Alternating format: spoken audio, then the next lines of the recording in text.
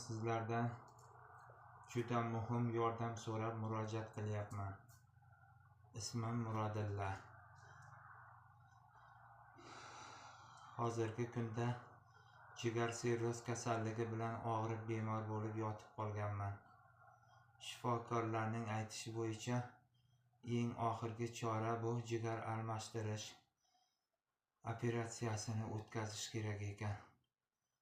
Bunday operatsiyaga mening moddiy tomondan oilaviy sharoitim to'g'ri kelmaydi. Shu sababli siz mehribon xalqimdan,